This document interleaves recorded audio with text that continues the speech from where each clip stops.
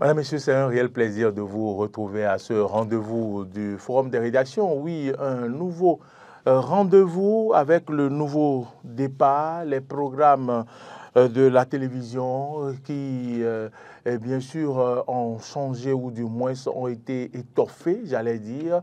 Et le Forum des rédactions suit son cours. Le changement significatif, vous le constaterez la semaine prochaine. Je ne dévoile rien. Ce matin, ou du moins, que dis-je, ce soir ou aujourd'hui, je reçois sur ce plateau deux analystes politiques. Ce n'est pas les mêmes qu'on prend et on recommence, mais nous avons donc une nouvelle tête sur cette émission, ce numéro de cette semaine. Aujourd'hui, de quoi allons-nous parler? Nous allons parler donc de l'opposition. Le thème est intitulé Élection générale de 2026. L'opposition béninoise se laissera-t-elle rattraper par le temps? Il y a lieu de s'interroger. Et donc, nos analystes politiques vont faire leurs analyses pour nous dire comment devrait se préparer une opposition à quelques dizaines de mois ou à un peu plus d'une dizaine de mois d'une élection générale. Voilà un peu de quoi nous parlerons sur ce plateau. Je vais installer mes invités.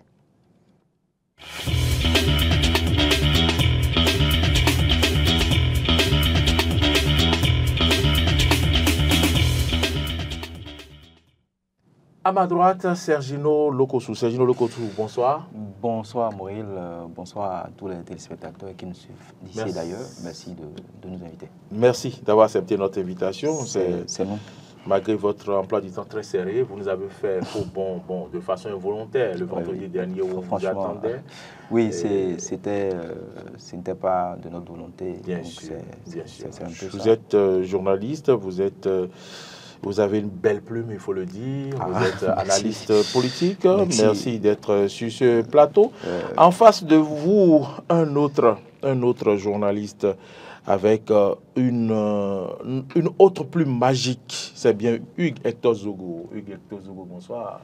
Bonsoir Mauril, bonsoir Sergino. Bonsoir également aux téléspectateurs. C'est un plaisir de pouvoir vous retrouver sur ce plateau. Merci beaucoup, journaliste, analyste politique, directeur de publication du journal L'Indépendant. Vous êtes indépendant? Je travaille à l'indépendance. Vous travaillez à l'indépendance. Merci donc à vous d'être des nôtres aujourd'hui sur cette émission. Sergino Lokossou, cela donc fait plusieurs mois que l'opposition normalement devrait commencer par affûter ses armes. Ou je dis, cela fait plusieurs mois déjà que l'opposition se prépare pour les élections à venir. Mais pour le moment, l'opposition est focus sur des revendications données telles que relecture du code électoral, telles que assises nationales, alors que le rouleau compresseur est en train d'être déroulé. Quelle observation faites-vous dans ce sens? Merci Maurice Lagua. Avant toute observation, je tiens à faire une certaine clarification en ce qui concerne l'opposition au Bénin. Je fais ma clarification en me basant sur la loi numéro 2019-45 du 25 novembre 2019 portant statut de l'opposition en République du Bénin.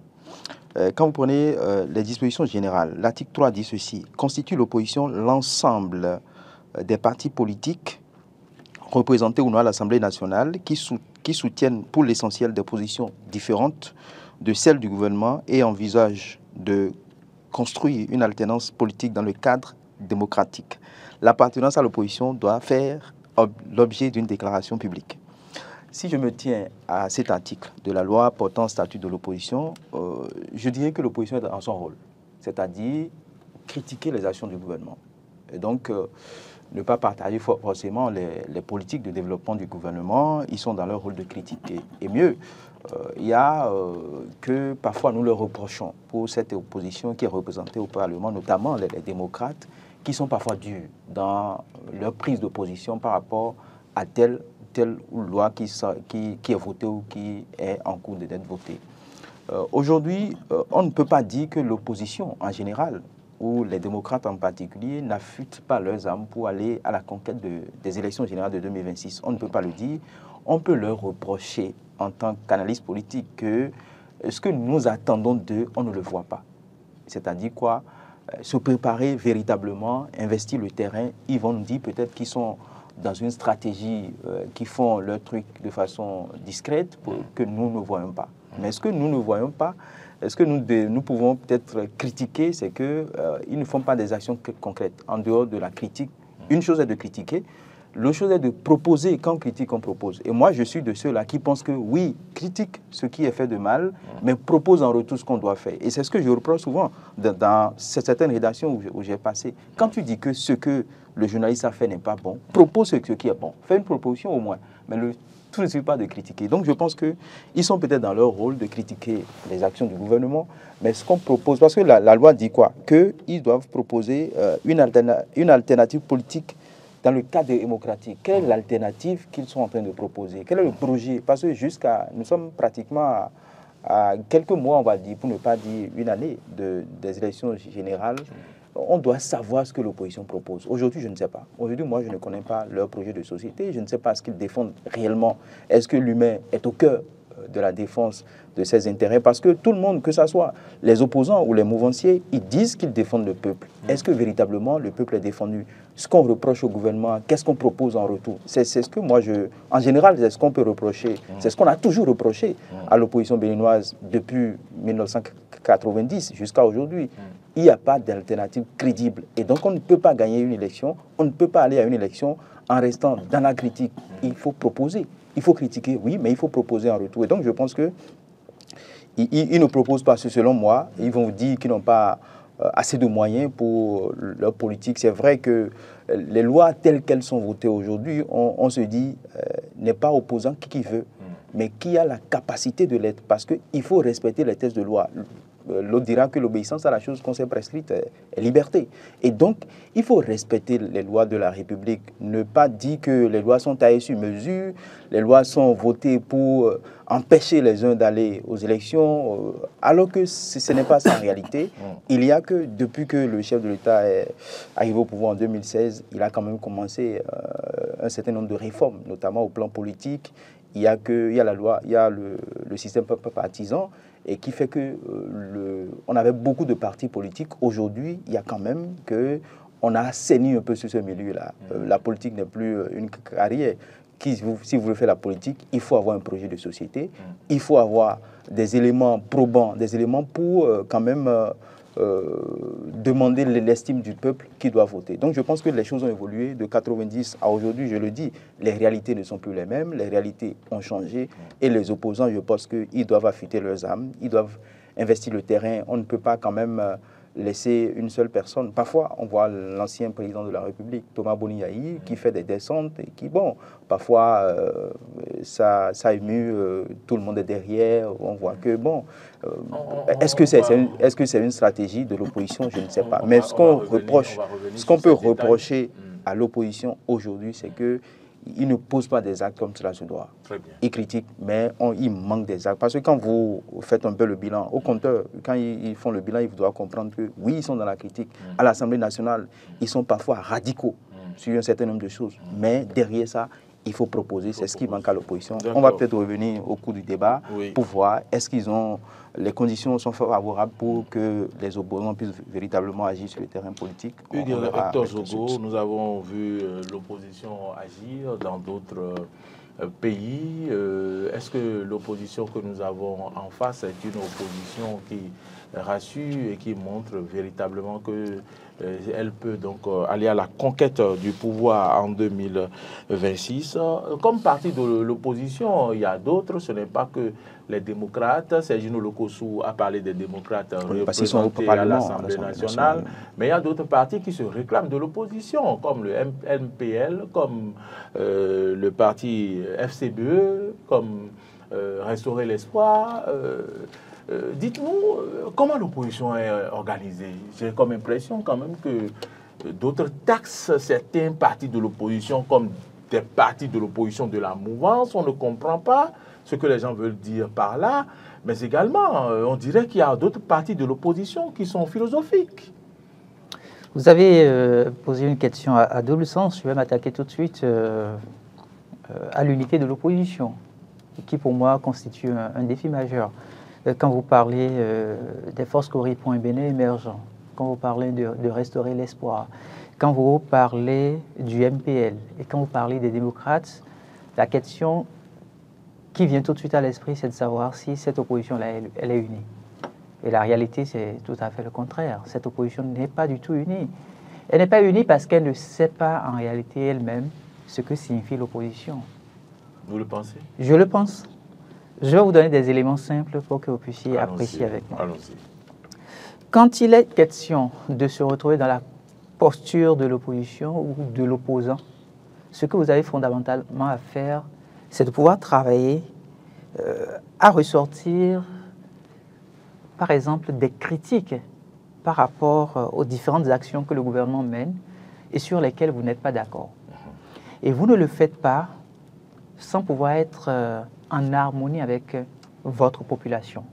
Parce que c'est la population qui vous a crédité, qui vous a permis de vous retrouver à des postes, que ce soit de député, de maire et même de conseiller.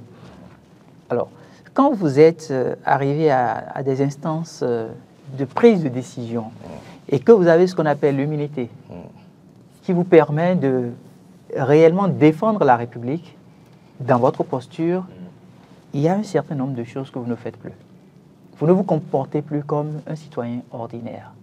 Vous comprenez qu'il y a une lourde responsabilité, il y a une lourde charge qui vous incombe désormais. Donc l'avenir de ces concitoyens-là dépend fondamentalement des actes que vous aurez à poser sur le terrain. L'opposition, pour moi, n'est pas aller compatir aux douleurs d'un membre parce qu'il aurait perdu un père, une mère ou un proche de sa famille. Mais malheureusement, j'ai eu à constater ces dernières années que c'est ce qui fait plus l'actualité au cours de l'opposition béninoise. Vous êtes dans le même pays que moi, vous aviez vu combien de fois ces leaders-là se sont retrouvés à rendre visite à des personnes qui ont perdu des proches. Et quand ces déplacements-là se font, tout de suite, ce qu'il y a derrière, c'est une foule. C'est une foule. On entendra dire, tel leader s'est déplacé pour manifester sa compassion vis-à-vis de tel membre du parti. Pourquoi ça, par exemple, ça ne se fait pas dans le respect de l'intimité, dans le respect de l'amitié? Puisque ce n'est pas un sujet d'intérêt national. Le sujet d'intérêt national, pour moi, c'est d'amener le gouvernement à clarifier les dépenses publiques, d'amener la justice à poursuivre un dossier resté en instance. Je vous donne un cas typique, le cas d'Anyivo. Un compatriote qui n'est plus de ce monde, à la limite, puisque personne n'a de ses nouvelles. Mais l'opposition aurait pris vraiment de la valeur apportée en mettant la pression sur la justice de notre pays, puisque nous sommes dans un régime de séparation des pouvoirs. Eh oui, l'opposition aurait gagné à permettre à la nation béninoise de comprendre ce qui s'est passé effectivement avec ce compatriote-là. Vous avez vu, il y a quelques années en arrière, plusieurs figures de la mouvance actuelle. Je veux citer le professeur Joseph Guillaume, M. Orden Aladati, même le président Patrice Talon. Voilà des acteurs qui, hier, se retrouvaient dans la posture de « il faut qu'on clarifie ». Mais aujourd'hui... On dit que d'autres sont dans... Aujourd'hui qu'ils se retrouvent dans la posture de mouvancier, ils ne s'intéressent quasiment plus à ces dossiers-là. Parce qu'ils vous diront, il y a la séparation de pouvoir. Mais l'opposition... C'est à ceux qui sont dans l'opposition. C'est à ceux qui sont dans l'opposition de mettre cette pression-là, de revendiquer au jour le jour pour que nous puissions effectivement rétablir ce qu'on appelle la justice, qui fait partie des piliers fondamentaux de notre devise. Autrement dit, l'opposition n'est pas là pour aller saluer les gens dans les hôpitaux ou pour aller rendre visite... ça se fait aussi au niveau de la mouvance. Mais on n'en fait pas une actualité nationale. L'opposition, par exemple, a le devoir de nous ressortir les échecs des affaires publiques. À la date d'aujourd'hui, est-ce que vous avez un document stratégique susceptible de vous permettre de dire voici l'analyse que l'opposition a pu faire des actions du gouvernement Patrice Talon depuis son arrivée à la tête de notre pays? Même s'il n'aurait pas pu le faire pour les 2 mandats, au moins il a pu terminer son premier mandat constitutionnel en 2021. Est-ce que l'opposition a pu inviter la presse, la faire asseoir et dire voici les grands dossiers de la République sur lesquels nous ne sommes pas d'accord avec le pouvoir en place? Voilà des débats qui intéressent même le citoyen lambda. Mais ça ne se passe pas. Eux, ils ont la possibilité de réclamer les documents administratifs. Ils ont la possibilité de connaître effectivement si l'aiguille qui a été utilisée pour coudre telle tenue du président de la République coûte tel montant. Et est-ce que c'est le montant qui a été effectivement alloué dans le budget national qui est utilisé? Mais ils ne le font pas. Ils se limitent juste à de la diversion. Vous avez Candide Azanaï qui sort. Vous avez eu raison de parler des partis de l'opposition qui se retrouvent dans une vision philosophique. Vous faites allusion à quelqu'un? Mais moi, je fais allusion directement au président du parti Restaurer l'Espoir. L'ancien ministre Candide Azanaï. Celui qui est dans la philosophie. Il est dans la philosophie. Quand vous le suivez, vous vous posez la question de savoir si vous êtes à un cours de philosophie. Ah oui. Il vous fait sortir les grandes pensées philosophiques. Mais et après les grandes pensées philosophiques, les actions se retrouvent à quel niveau? Je suis même tenté de vous dire quelque chose qui va plus interpeller votre conscience. Vous aurez le parti Restaurer l'Espoir qui tout de suite, dès qu'il y a un grand dossier qui concerne notre République, est le premier parti qui fait des déclarations dans tous les sens. Et juste après, il laisse les autres. Le parti fait des analyses. Non. Le président du parti fait des analyses. Non, pas des analyses. Je vous dis, il fait des déclarations. Je ne parle pas d'analyse. Il fait des déclarations. Et juste au lendemain de ces déclarations, vous verrez qu'il y a d'autres partis qui font pratiquement la même chose. Mais après, c'est de la répression qui suit ces acteurs-là qui, naïvement, ont suivi le jeu du parti Restaurer l'Espoir.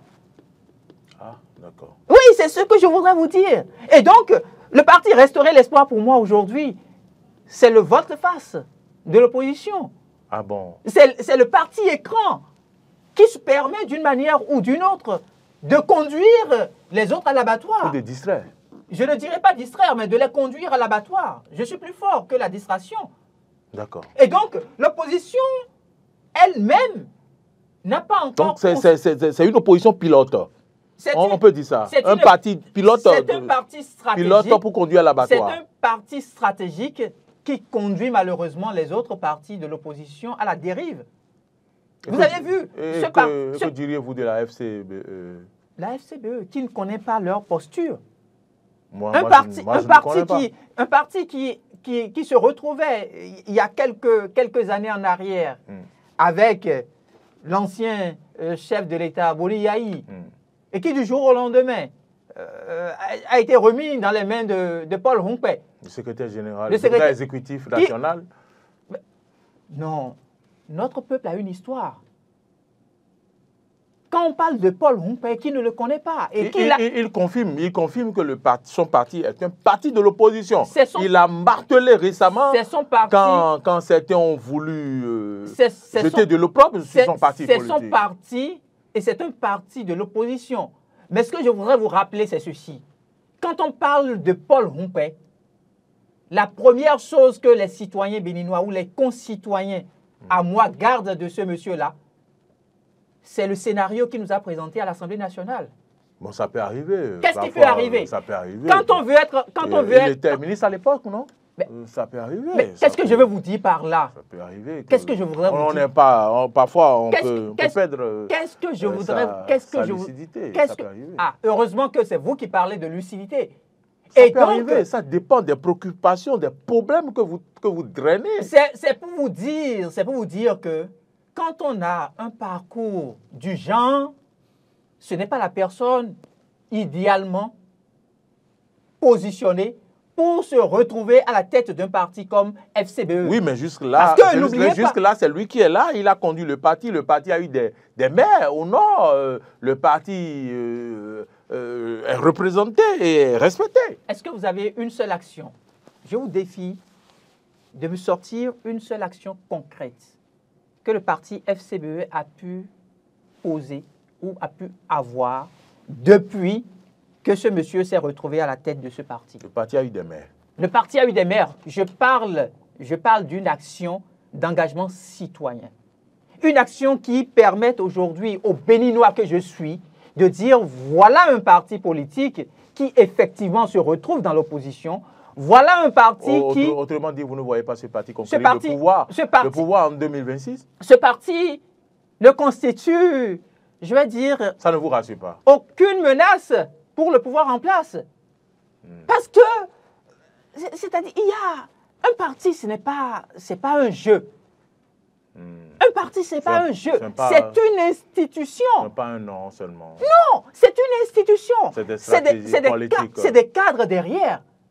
C'est de l'investissement. C'est des stratégies politiques. C'est des stratégies politiques. Je vais laisser Sergi réagir un peu sur ce que vous avez dit jusque-là. Je vais finir avec le MPL. D'accord. Je vais finir avec le MPL pour faire le tour de tous les partis politiques avant de dire un seul mot sur les démocrates.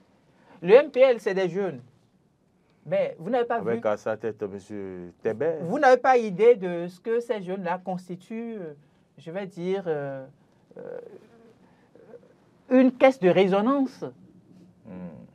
Une jeunesse qui, tout de suite, se divise parce qu'il y a de l'argent. Vous n'avez pas suivi cette actualité-là avec ce parti? Les chaises ont volé, les chaises ont circulé. Voilà ceux-là que vous pensez être des acteurs politiques. La politique, c'est d'abord l'éthique. Il faudrait qu'on puisse s'arrêter et nous dire la vérité. La politique,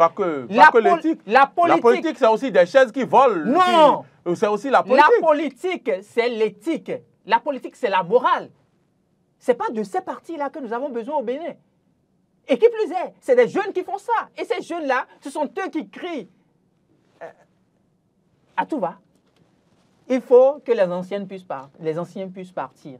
Mais quelle est la démarche que vous menez pour qu'effectivement, ceux-là que vous voulez faire partir puissent se dire oui, mais c'est quand même une certaine jeunesse digne, responsable. Donc cette jeunesse ne peut pas conquérir le pouvoir? Elle ne peut pas. La conquête du pouvoir, c'est pas... Il y a encore du temps, hein. 2026, il y a non, encore du temps. Ne nous leurrons pas. Ils peuvent faire les réglages. Ne nous leurrons pas. En tout cas, à la date d'aujourd'hui, avec tout ce à quoi nous avons assisté depuis 2016 à aujourd'hui, moi, je ne vois pas ces partis dont je viens de faire allusion arracher le pouvoir des mains de Patrice Talon. Patrice Talon, c'est un fin stratège. C'est quelqu'un qui anticipe énormément. Mais quand vous avez en face de vous quelqu'un qui pratiquement ne dort pas, qui réfléchit, qui met en place des stratégies en vue de maintenir le pouvoir à sa classe politique, vous aussi, vous réfléchissez davantage. Et vous ne voyez pas cette réflexion jusque-là? Je ne vois pas cette réflexion. Et pour finir avec le Parti Les Démocrates, puisque je dis, je placerai un mot sur eux, ils constituent, ou du moins s'ils constituaient l'espoir du peuple béninois.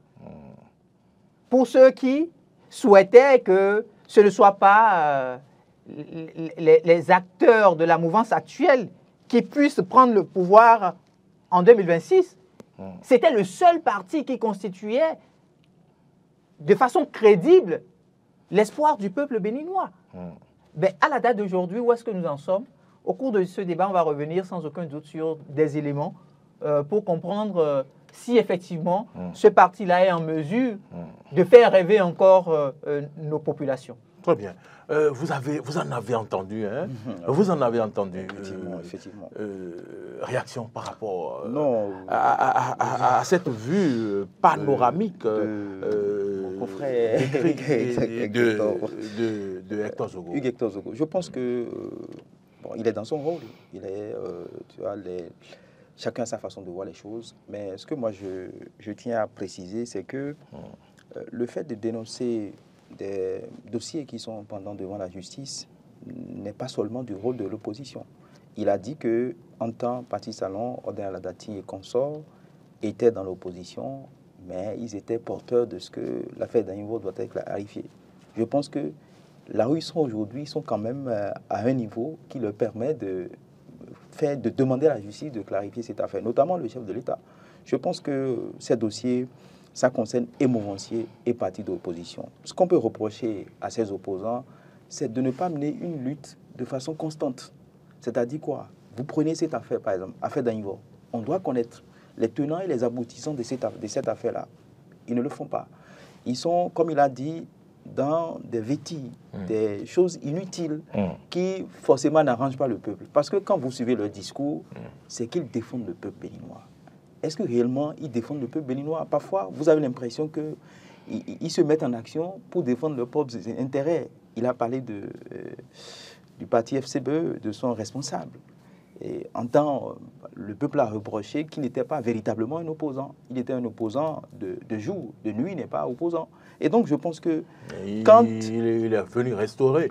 Quand l'opposition... Je pense que quand l'opposition va fonctionner ainsi, ils ne pourront pas conquérir le pouvoir. Parce que, quoi qu'on dise, le pouvoir, nous sommes dans un État démocratique. Ça s'arrache. Et ça ne se donne pas. Huguetto, oui, a bien précisé que quand vous avez en face un fin stratège et qui prend de l'avance sur un certain nombre de choses, et certains disent que le chef de l'État a bouclé déjà 2026. Et donc, quand vous êtes en face de quelqu'un du genre, il faut également mettre en place des stratégies qu'il faut. Des stratégies à même de produire des fruits. Des stratégies à même de montrer au peuple que vous êtes une alternative crédible. Parce que c'est de ça qu'il s'agit aujourd'hui. C'est vrai qu'aujourd'hui... Crédible. Vous mettez l'accent sur la crédibilité. La crédibilité, c'est de ça qu'il s'agit aujourd'hui. Aujourd'hui, on peut reprocher un certain nombre de choses au président de la République, à ce pouvoir actuel. Mais il y a quand même des efforts, quoi qu'on dise, qui ont été faits. Il faut l'avouer. On n'a pas besoin d'être d'une chapelle politique avant de voir ça. Quand vous quittez ici, en venant ici, moi j'ai vu, la voie était en construction. Et c'était quand même... à mettre à l'actif du chef de l'État, parce que c'est un président visionnaire. Une fois déjà faite. Hein. Il faut le rappeler, on a déjà investi des milliards. Et les Chinois qu'on avait pris à l'époque nous avaient dit petit argent, petit goudron. Vous voyez, donc moi je pense qu'au-delà de tout, l'opposition doit quand même avoir un crénogramme, un projet que nous devons avoir. Aujourd'hui, on ne sait pas ce qui est leur projet de société. Nous ne connaissons pas. Qui veut aller à ces élections? On ne sait pas. Qui sera le président, le candidat de l'opposition? On ne sait pas. Vous avez me dit que c'est trop tôt peut-être, mais on devrait déjà avoir des noms de personnalités de l'opposition sur lesquels on peut déjà miser pour savoir telle personnalité. Vous n'en connaissez pas? Je n'en connais pas. Et quand vous faites le tour, il n'y en a même pas. Et donc je pense que au-delà de, comme il a dit, de la caisse de résonance, oui, je ne vois pas. Bon, il y a le plateau est là, le secrétaire général à la communication du parti, les démocrates, peut-être qu'il peut venir. Il peut venir s'expliquer. Un présidentiable. Enfin, en tout cas, je ne sais pas. Mais c'est ce que moi je dis, au-delà de ce qui est... Mais il y a le vice-président, le premier vice-président. Au-delà de ce qui constitue une barrière à l'Assemblée, et il affirme, et ça se voit par le peuple quand il y a ces élections. Moi, je pense qu'au-delà de cette barrière qu'il constitue, c'est que il faut quand même qu'il donne au peuple des gages pour amener ce peuple-là à les accompagner. Parce qu'aujourd'hui, le peuple ne peut pas les accompagner. Les femmes ne peuvent pas. Parce que les femmes ont bénéficié des microcrédits. Et ça augmente de jour en jour. D'année en année, ça augmente. C'est à plus de 50 000 maintenant. Donc je pense qu'il y a des actions sur lesquelles... moi j'ai l'impression que l'opposition aujourd'hui laisse sciemment le serpent et tape l'herbe. Il faut aller à l'essentiel. Il faut montrer au peuple que nous constituons des alternatives. Non, l'opposition ne tape pas l'herbe, l'opposition fait des conférences. Quand je prends les démocrates, l'opposition fait des points de presse. Écoutez, les points de presse, ça vient quand? Comment? Normalement, l'opposition doit investir les populations, les communes, les départements du pays pour montrer leur programme, pour montrer que nous sommes prêts. Nous, on veut aller à ces élections. Les démocrates, le président Yahi descend dans les villages. S'il n'est pas à Tchaourou, il est ailleurs et puis il draine du monde. Le président Yahi, il est en train de jouer des rôles.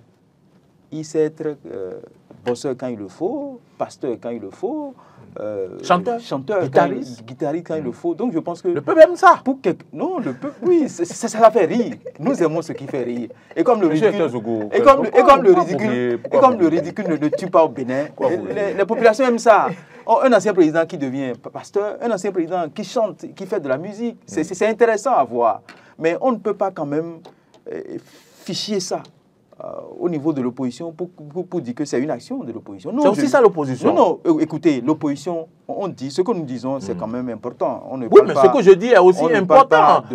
Vous ne connaissez pas cette forme d'opposition, justement. Et c'est une opposition inventée par l'opposition béninoise. C'est tout sauf de l'opposition. C'est ce que le chef d'État refuse. C'est de la pagaille. Nous ne sommes pas dans une démocratie de pagaille. Ça, c'est de la pagaille, en fait. Ce n'est pas de l'opposition. Nous parlons de choses sérieuses ce soir. Donc, je pense que ce que Boni Yayi fait, on ne peut pas dire que c'est des actions de l'opposition. On ne peut pas dire le fait que l'ancien président joue à de la musique, fait du gospel, n'est pas... Non, ce n'est pas ça que le peuple veut. Nous ne voulons pas des chanteurs. Il y en a tellement dans le pays, tellement dans les quartiers.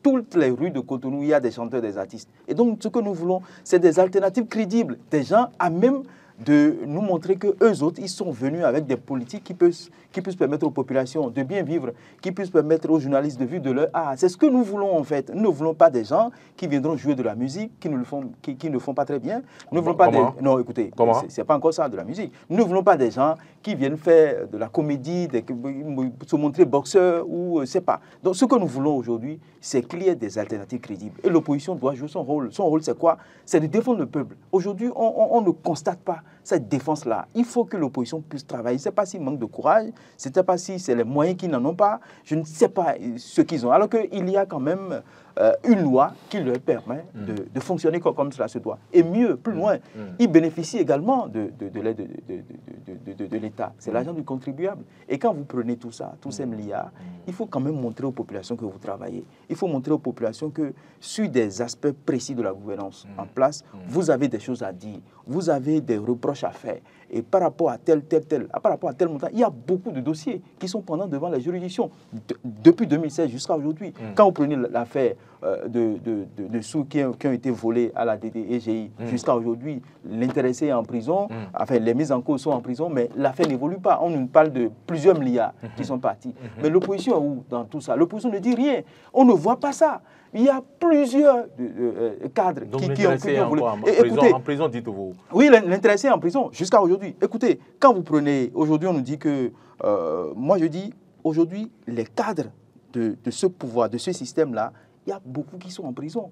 Et je me dis, où a-t-on mis le test de moralité qui doit être fait? L'opposition peut se faire sur ça pour dire, aujourd'hui, on a constaté qu'il y a beaucoup d'étonnements aujourd'hui. Il y a beaucoup de corruption. Et ceux en qui le chef d'État a fait confiance le déçoivent.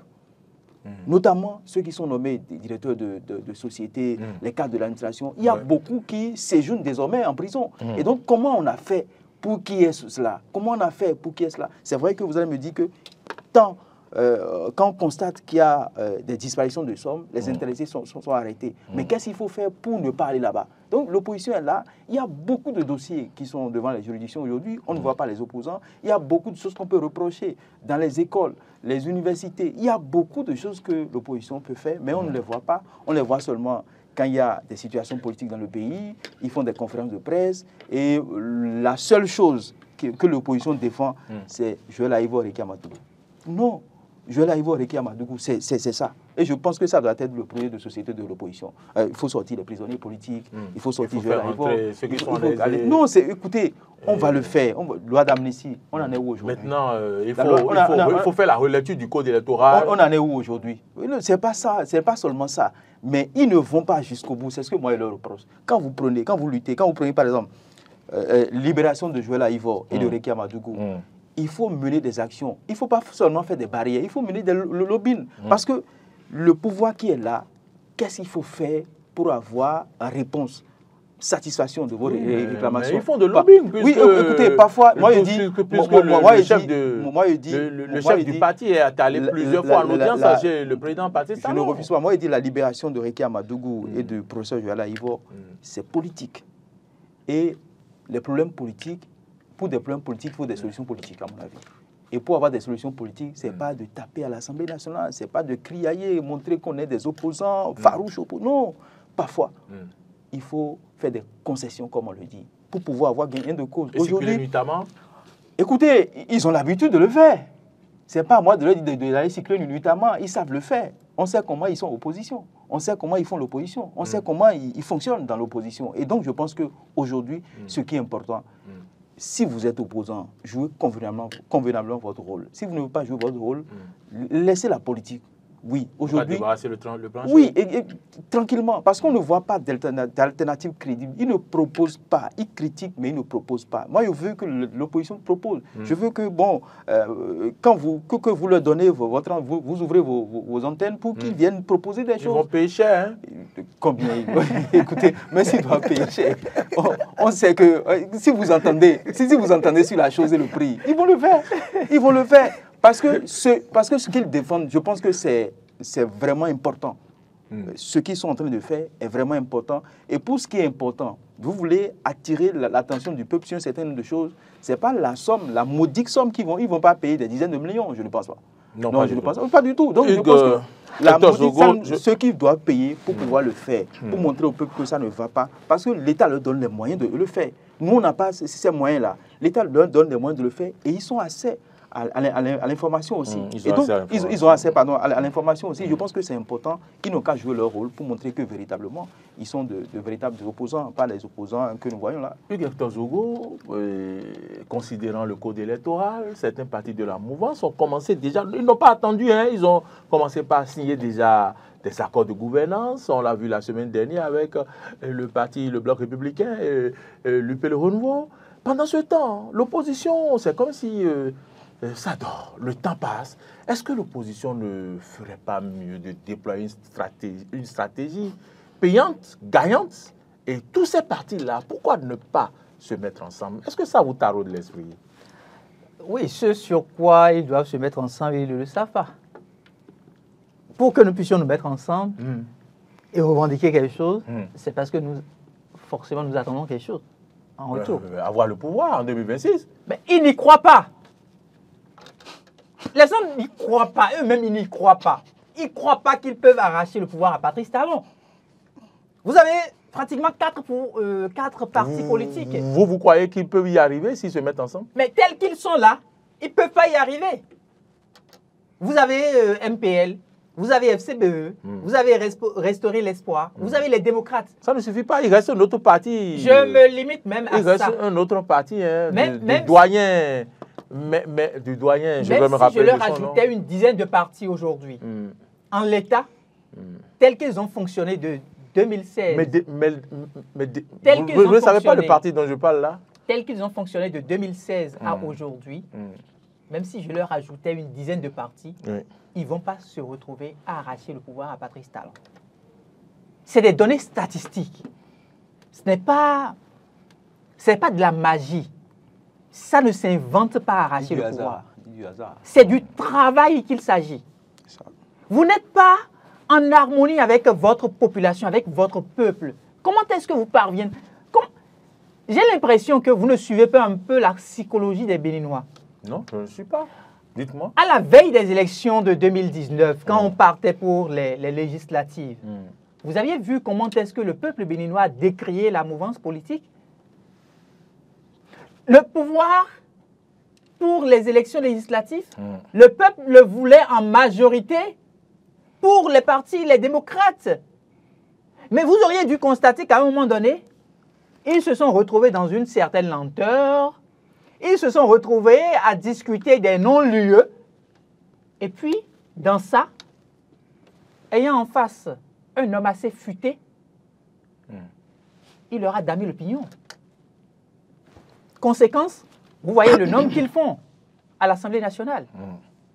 Mais combien sont-ils de vous à moi, depuis qu'ils sont allés à l'Assemblée nationale, à retourner dans leur circonscription électorale? Je ne parle que de circonscription électorale. Je ne parlerai même pas de se retrouver en face du peuple, parce qu'ils sont élus au nom du peuple. Une fois qu'ils sont à l'Assemblée nationale, ils ne sont plus députés de telle circonscription électorale et autres.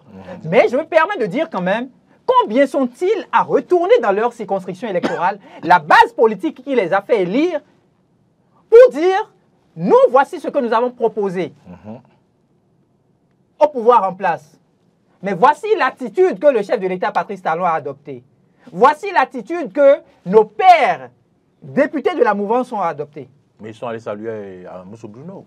Saluer Amoussou Bruno, c'est Amoussou Bruno qui seul leur a concédé le pouvoir. Est-ce que même Amoussou Bruno aurait voté pour eux? Je n'en sais rien. C'est pas évident. Puisque le vote, c'est secret. Exactement. Donc je ne sais pas si Amoussou Bruno a voté pour eux. Mais même s'il devrait voter, il n'a que sa seule voix à lui. Donc, quand vous vous faites élire dans des conditions où il y a une sorte d'accompagnement de la part des populations, vous faites attention pour ne pas tomber dans certains travers. Que devrait faire cette opposition pour arracher le pouvoir? C'est ça, je vous dis simplement. Que devrait faire? Cette opposition est restée. Qu'allez-vous proposer? Je vous dis, cette opposition est restée sans avoir suffisamment de moyens. Mais l'État béninois a travaillé à mettre désormais à disposition des partis politiques des moyens. Et ces partis qui bénéficient de ces moyens-là, ce sont ces partis qui ont des députés à l'Assemblée nationale. Vous avez vu des partis, je vous donne le cas de Renaissance nationale. Oui. Vous avez vu comment est-ce qu'ils travaillent à asseoir leur base au niveau des communes? Imaginez que ce parti aurait pu avoir peut-être un peu plus de moyens et qui serait représenté à l'Assemblée nationale, que si ce parti était dans l'opposition, on aurait pu compter sur eux. Vous avez un parti, les démocrates, bénéficiant de l'accompagnement de l'État, l'accompagnement financier, c'est quand même plusieurs milliards, mais qui ont du mal à mettre des cellules au niveau de leur commune. Des cellules au niveau des communes. Mais qui vous a dit ça? Mais vous en connaissez? Moi, il y a des cellules dans mon quartier, dans mon arrondissement. La cellule de non sur papier. Non. Suivez-moi très bien. Non. Je vais vous dire, la cellule de non sur le papier pour convaincre le ministère de l'Intérieur n'est pas... Je vois des jeunes qui font des réunions. Hein. La réunion, pour moi, c'est l'action. C'est l'engagement citoyen. C'est ça le parti politique. Le parti politique, ce n'est pas de la diversion. Le parti politique, ce n'est pas se mettre sur les plateformes numériques, excusez-moi du peu, comme le fait l'ancien député à l'Assemblée nationale, Guy Dossou-Mitorpé. Et comment on va faire? Comment ce parti? Comment l'on jeune, fait quand on est parti de l'opposition pour gagner le pouvoir? Permettez que j'aille au bout. Un jeune qui aurait pu permettre à la génération montante de croire autrement en ce que signifie la politique. Mais c'est ce qu'il fait. Si vous partez sur sa page aujourd'hui, ce que les Béninois gardent le plus de lui, ou ce que vous lirez en 5 postes, c'est le miel. Le miel, sinon vous... La paix, le miel. Vous voudrez... C'est ça le rôle d'un député.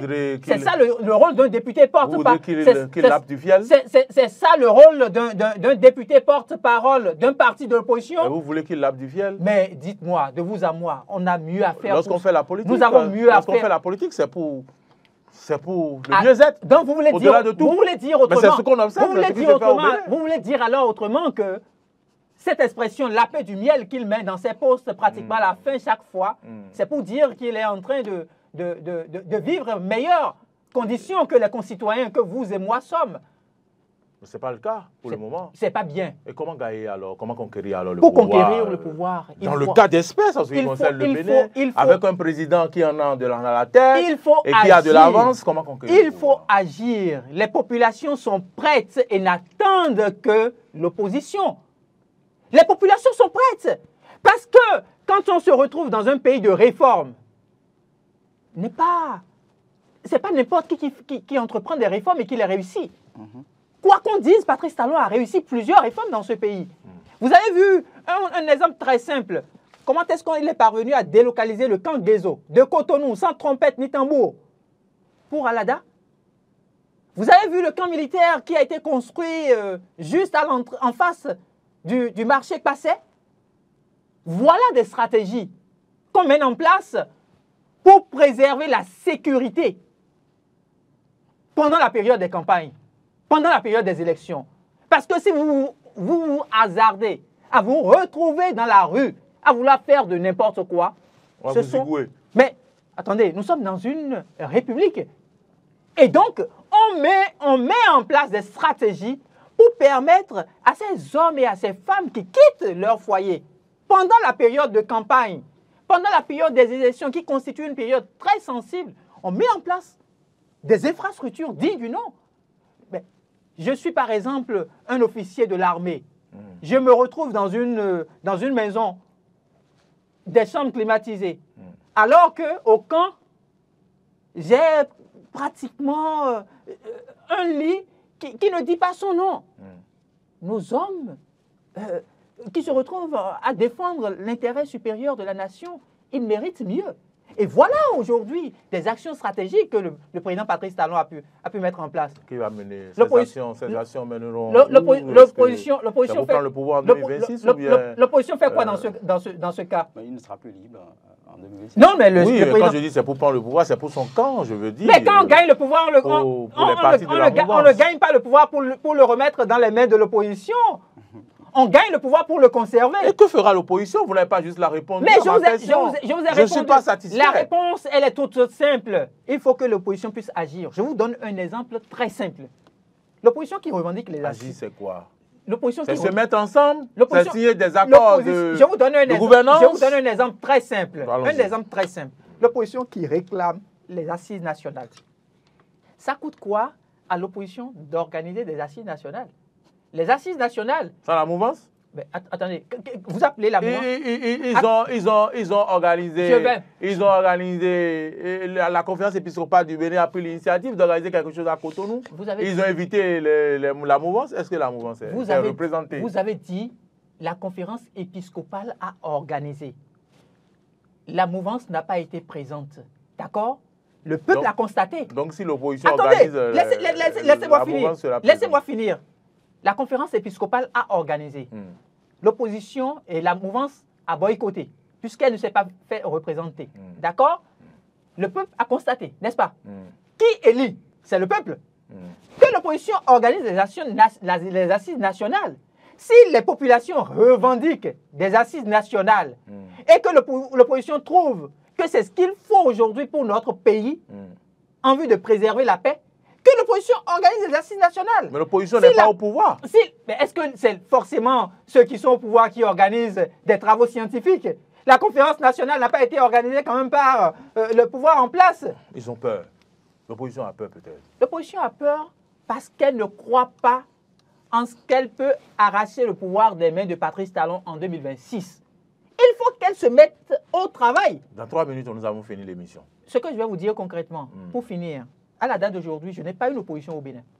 Vous avez quoi? J'ai juste des acteurs politiques qui recherchent la compromission, mais qui malheureusement n'ont pas eu cette chance-là avec Patrice Talon. Heureusement qu'ils ne recherchent pas du miel. Nous aurons la chance de revenir sur ces petits détails-là au cours d'autres débats. Sergino Lokosu, je pense que... Vous avez entendu. Oui, je l'ai entendu. Victor Zogo. Oui, dans ces analyses. Je pense que je dois préciser un certain nombre de choses. Nous sommes pas ici. Nous sommes pas ici.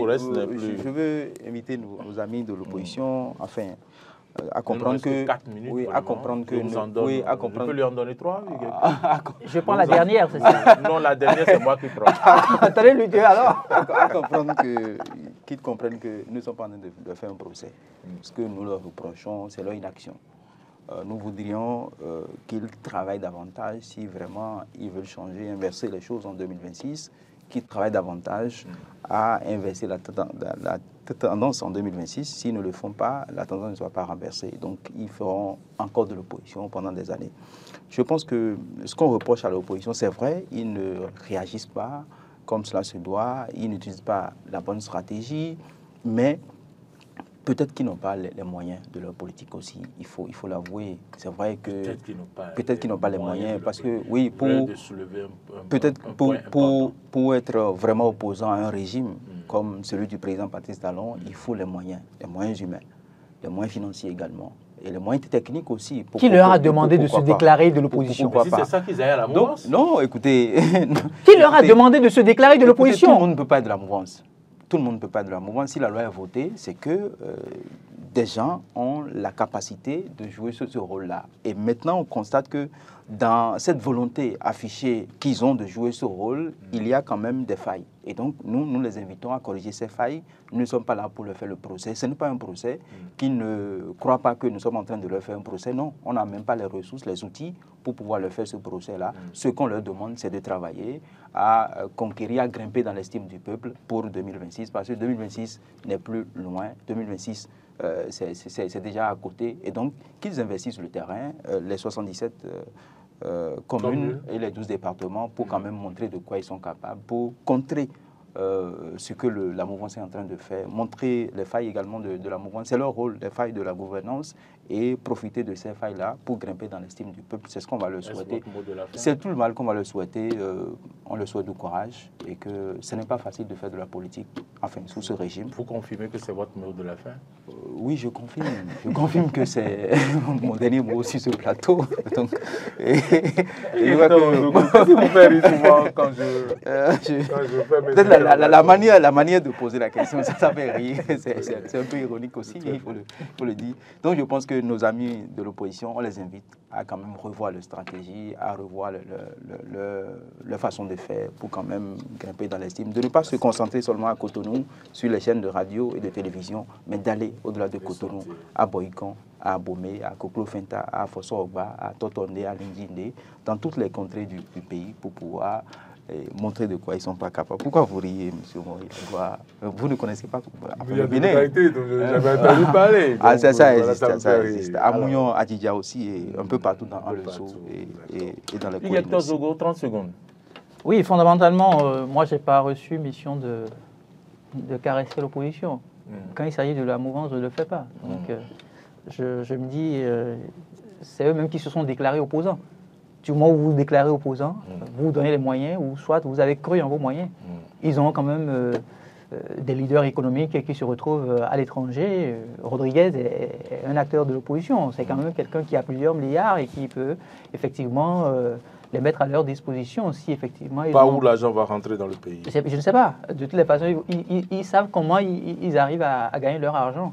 Pour moi, aujourd'hui, du moment où ils sont payés, puisqu'ils sont à l'Assemblée nationale, du moment où ils sont payés en tant qu'opposants, ils doivent assumer convenablement leur rôle d'opposants. S'ils ne le font pas, nous aurons toujours l'occasion de leur rappeler. Et pour finir, 2026, c'est pas loin. C'est dans quelques mois.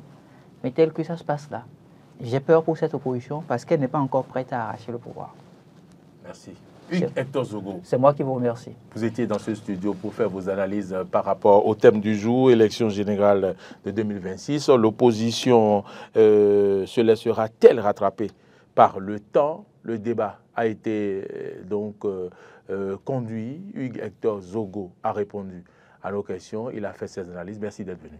C'est moi qui vous remercie. Merci pour l'honneur que vous me faites aussi. Sergino Lokossou était sur ce plateau. Sergino Lokossou, merci d'avoir donc apporté votre modeste contribution à travers vos analyses sur ce plateau. Vous êtes journaliste, vous êtes analyste politique, vous avez une belle plume. Merci Sergino Lokossou. Merci de m'encourager.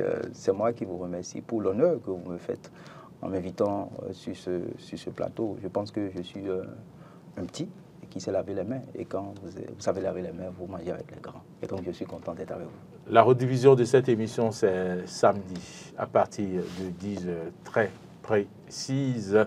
Et on va se donner rendez-vous pour donc vendredi prochain. C'est bien Marcel Yedo qui a réalisé cette émission avec Emmanuel au son, à la diffusion Martin Toïsé, Modeste Kondekondi. C'est grâce à lui que vous nous suivez sur YouTube. Merci de partager cette émission. Merci de réagir, de faire vos commentaires, d'apporter votre contribution pour donc aider l'opposition à mieux faire.